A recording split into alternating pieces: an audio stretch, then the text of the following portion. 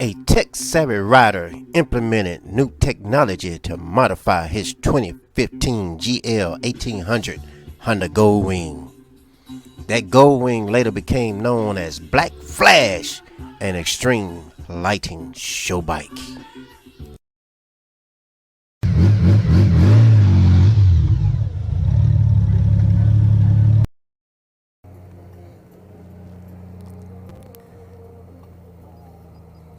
What's going on, YouTube? This is Cornell. Here it is, Saturday night, almost 9 o'clock, 25th of February. I got bored and had to get out the house. It's about 45 to 50 degrees. I had to throw on a hot suit, a hot wire suit.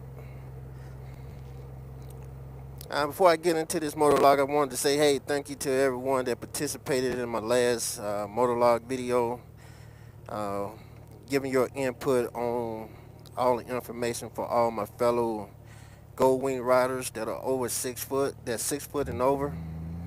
Hey, y'all really participated and gave a lot of comments and gave a whole lot of new ideas and suggestions. Man, some of the stuff that y'all are doing to be able to get comfortable on the Goldwing. I like I said, guys, I didn't know it was like that, but I hope each and every last one of you find comfort on the Goldwing, and hey, keep commenting and keep passing the word on what you had to do to become comfortable on the Goldwing or the GL 1800 and the F6B.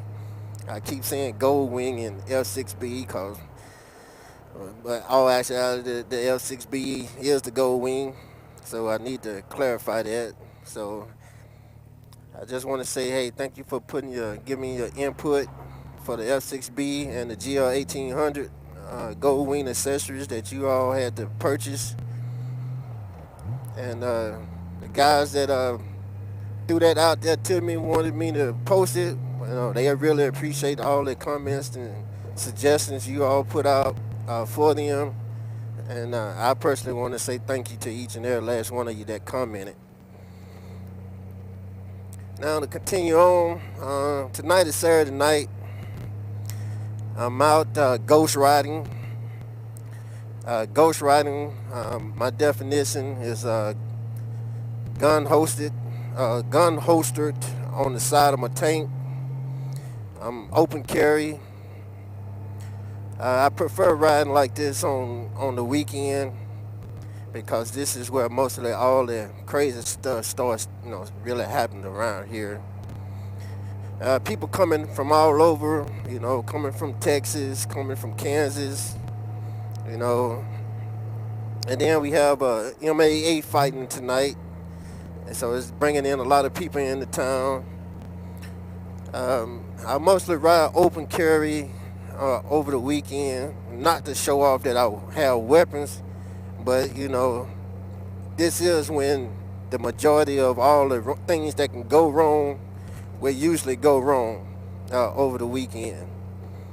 And like I said, I would hate to have to ever pull my weapon on somebody, and I hope it never have to come to that. I'm the type of person that will always try to talk out of a situation or try to calm the other person down. But from experience, And me being in the military, you know, to be honest with you, if somebody want to hurt you, you can't say nothing to stop them. They gonna come at you. So on the weekend, I basically like to ride open carry on my motorcycle on Black Flash. We are in an open carry state, which is Oklahoma, but most people that do carry carry conceal, and most people prefer to have it concealed, no matter if they riding or riding their motorcycle or on their person. But like I said, for me personally, over the weekend, I like to be open carry. For the simple fact, it's quicker access when the weapon is right here in front of me, strapped on my gold wing. Instead of I normally carry on my back, and there's no way I can be holding up a 1,000-pound gold wing and trying to protect myself at the same time by trying to grab my weapon if something go down. I'm not the type of person to ever go look for danger. I go away from it as soon as I see it coming.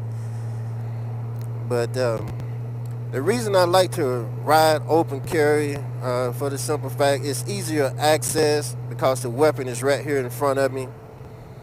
I ain't have to worry about trying to pull it off my side, pull it off my belt loop, trying to untuck it from under my shirt, and any of that.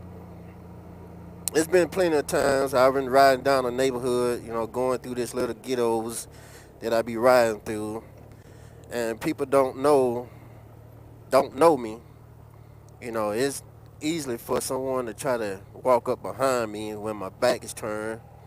They jumping out the side, coming from around a house or something. And next thing I know, I got somebody standing beside me, trying to do something.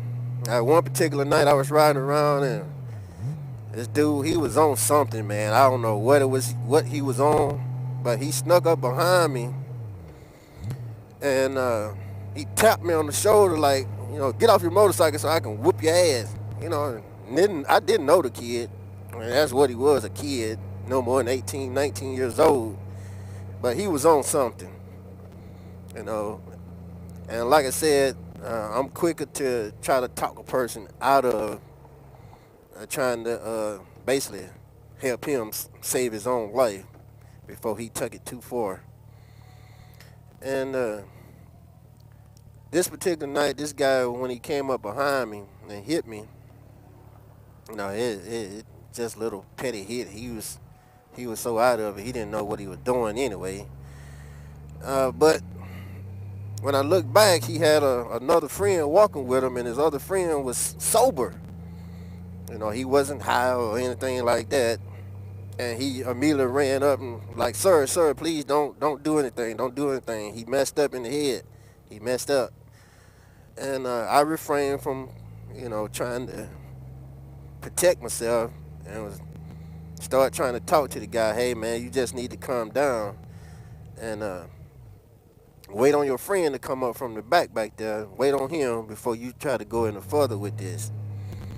When the dude ran up, he grabbed his friend and pulled him by the arm and told him, come on, dumbass, let's go, And his friend was like, hey, sir, thank you. I got him. And he, went on by his business. But like I said, man, around here, people hiding around the corners and stuff. You let teenagers around here, man, they call themselves trying to have these little so-called gangs around here. And what trips me out, man, is so petty. They'll call themselves trying to initiate or become a member of these little gangs around here by doing stuff, stupid stuff like, getting caught from, not getting caught, but trying to steal or shoplift from Walmart. That's an initiation into the gang. breaking into someone's house, that's initiation into the gang. Uh, Breaking into your cars, and that's initiation into the gang, you know, and all type of stuff, man. You'll hear stories of nice looking little females. You see them 1 year, man. You'll be like, oh man, she's a freaking model. She's gorgeous, and you see that same female again, man. 6 months to a year later, she ain't got no teeth in her mouth, so ragged out from doing drugs. And at one point, man, it was really bad around here. You know, you'll see these little young girls around here walking and out, walking up and down the streets, trying to, uh, get guys to have sex with them and stuff, and all this crazy stuff they be doing, looking for tricks. Like I said, the terminology hadn't changed, the game ain't changed, just the people. You know, when I first started out, when I was back in the military, when I first got here back in the late 80s, it was really bad. It was nothing for you to just simply walk down the street on any neighborhood on this side of town, and somebody's trying to run up to you, trying to sell you something. Everything from weed to cocaine.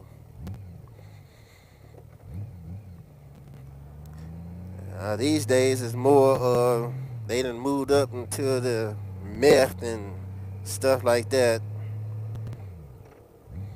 And I see it all the time, me being the type of person I am, I keep my ears out, to the streets, talk to my friends that's out here. I always, no matter what, I learned that from my old man. He was a chief of police too. It's like, hey man, no matter what profession you in, you gotta have people that's gonna be able to, keep a lookout for you and let you know what's going on. Now, back in his day, they was informants, but it ain't changed. Just keep knowledge. Just have a couple of friends that can look out for you and let you know what's going on. Keep your ears to the street, like my old man said. Let somebody else watch. Let somebody else do the watching for you. Keep your ears to the streets. And like I said, man, my old man, he gave me some knowledge, a whole lot of knowledge on what's going on in the world back in my young days. And I take it to heart. I never forgot anything he ever told me. But he was the reason why I got so into guns, man. My old man, like I said, he was the chief of police. It was nothing for him, to bring home all type of submachine guns, sawed-off shotguns. People got raided, drug houses got raided. They pulled the weapons. Everything from Saturday night specials, what they used to call them back in the day. I don't know what they call them now. Probably the same thing. Where they take little 38 pistols, 38 specials, and try to grind out the serial number so they can't be traced. And he would bring all this stuff, to the house, and he'll set up a lit range in the back for me in the back of the house. We was in the country, so it was nothing for us to shoot weapons in the backyard. And he would set up lit target practice for me, man, using like water bottles, filling up Coke cans and stuff like that, man. And I mean, he would just set them up and just let me go at it, just shoot, shoot, shoot. First rifle I had was a 22 automatic that shot 23 rounds.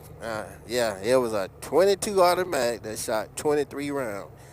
That was my first rifle, and man, I still miss that joker to this day. But I go out in the backyard, man, and just shoot away. Just shoot, shoot, and shoot. And my old man, he was the reason. He was the one that got me hooked on this stuff, man. Got me hooked on on shooting weapons, riding motorcycles, and every son, his whole ambition throughout life is to be like his dad or even better. And that's saying a lot, man, cause my old man, he was rough on me, but at the same time, he was there for me. So my knowledge of guns, riding motorcycles, riding Goldwings, shooting weapons, and then I turned around and joined the military. Oh my goodness. Shooting all them different weapons that I had hold of. Everything from the M16 Alpha 1 to the 50 cal. Oh man, I go to the weapon range, while I was in the military, and I wouldn't leave that joker until I had shot expert. And they was like, man, look at you ain't right in the head, man. You ain't right in the head. But that's the type of person I was. You put me behind a weapon, and I would just go, man. I used to have challenges like we would break down the 50 cal and blindfold each other, and whoever could break down the 50 cal and put it back together and shoot it while we was out there on the range. Man, I'd do every last one of them guys, man. God, it was like second nature to me. I'm the type of person, I'm gonna keep messing with it until I can get it right. And I mean, I'm a perfectionist. I just always been like that. And when it comes to weapons, man, and electronics, hey, I'm a tamper with it, mess with it, break it down, tear it apart, put it back together. I'm gonna be able to know every little crack, crevice that's on it, in it. I can basically break it down, put it together in the complete dark. And that's the same way I do with all my personal weapons. As long as I know where it's at, I can lock and load it. If it was disassembled, I could put it together and have it loaded and shot off a couple of rounds before the person trying to climb through my window or come through my door. I guarantee you he'll have a couple of rounds in him, and that weapon was broke down completely. And by the time he walked through that door or came through that window, he already got 3 rounds in him. And like I said, it was totally disassembled. And that's just the way I always been, man. When it comes to weapons, Goldwing is the only motorcycle that I ever rode. I was at the age of 15 riding Goldwings, like I said, because my old man, he had one and he gave it to me. But what I want to do, man, is I want to be able to, and I know this sounds crazy, but I'm planning on doing this. I don't know how I'm gonna do it, but I want to be able to put the Goldwing and the weapon range together. Now I came across a range where I can go out and shoot, and it's an open range. Nobody's out there. You got to set up a couple of targets. My goal is to get on that range, take my Goldwing out there, and ride my Goldwing across the range and shoot those targets. Man, that is my dream. I want to be able to do it, and I'm just trying to find a correct way I can do it, and be safe about it. But I want to be able to shoot my weapons off of my Goldwing at a target. And if I find a way to do it, I'm telling you, I'm gonna video log that so quick. I'm gonna video log that so quick, man. I mean, I'm gonna moto log that so quick, cause I want to be able to do it, man. And I just gotta find me a range that I can do it at. And I came across one range, but right now it's kind of cool with the weather going back and forth the way it is right now.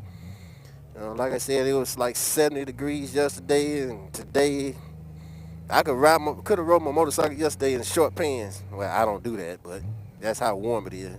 And here it is the next day, and I got on my hot wire suit. But going back to the subject, man, that is my goal. I want to be able to shoot my weapons off of my Goldwing at the range, shooting at a target. And then once I find a way to do it, I'm telling you, I'm gonna have this stuff on YouTube so fast. It's just like, yep, I did it. I finally did it. I probably won't be able to shoot worth anything, but at least I did it. And like I said, once I get it get it going and I got everything I need to make it happen, I'm gonna definitely videotape it or monologue it or whatever you want to call it. But hey guys, like I said, I'm out riding Ghost tonight, and I just wanted to get out and get a ride in. Again, thank you to everyone that commented on the 6 foot tall video for all my fellow Goldwing riders. Other than that, it's Saturday night, and I'm finna get up on out of here, YouTube. Hey, y'all have a good one. That's my spiel for the night, YouTube. Y'all have a good one.